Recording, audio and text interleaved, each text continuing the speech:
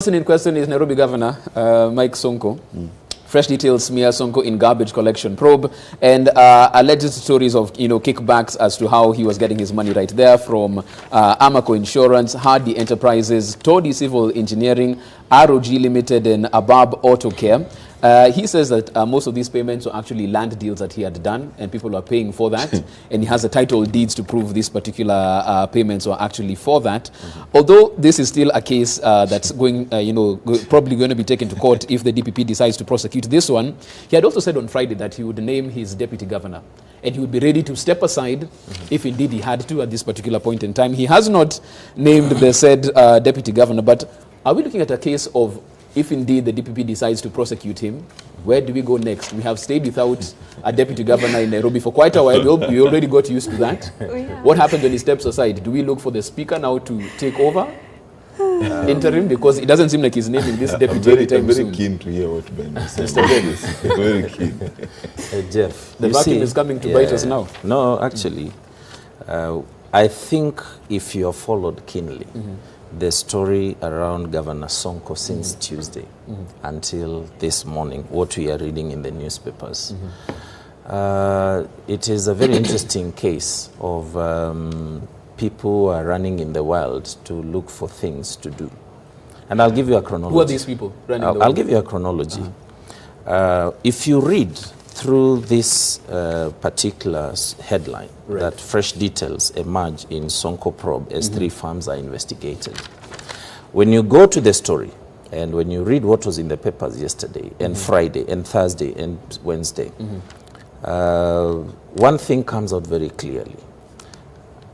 According to the EACC, the governor is under probe for garbage tenders that were awarded at the beginning of 2018.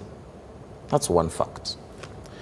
On the second level, we are told that the governor started receiving money from one of started receiving bribes from one of these tenderpreneurs as early as April 2017. It is actually here, in 2017, when he was Nairobi Senator. Who starts receiving bribes 2 years in advance for a contract that will come 2 years later? That's one issue. Secondly, here we are talking about a garbage tender, and we are told that he received money from Amaco Insurance. Amaco is a company that entered into a contract with City Hall in 2016 when he was still a senator. Amaco gets there or works with a company called Arbab, I think, Auto Care, and some company that does repairs on Kanguno Road. Money is alleged to have been paid by City Hall to Amaco around 2017 actually. It was 2 months after he came into office. Immediately after that, it is said that money that was paid to Arbab was wired to the governor's account. The contract between City Hall and Amaco is not under probe, but the governor is alleged to have received a bribe of insurance money for a garbage tender. I mean, you must be a first-class fool to believe the kind of rubbish that EACC is treating Kenyans to.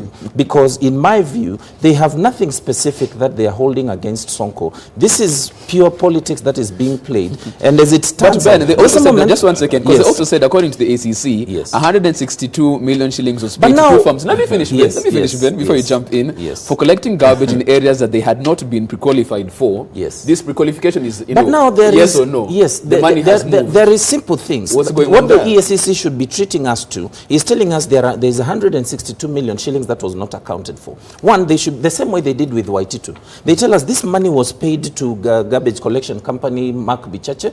This money was wired to Mnerima. Then it was found in Governor Sonko's account. Now we are talking about bribes that is alleged to have started receiving in 2017 April while he was senator for a garbage contract that was awarded in actually April. I mean. So from where you stand, our governor has no crime to answer for. And I'll give you now the real scenario. I'll give you the real scenario. You realize, and the tribulations that Governor Sonko is facing today have everything to do with the political landscape in this country. And I'll take you through to understand.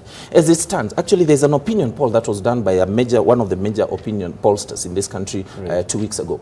It was stopped to be released. You know why? Why is that?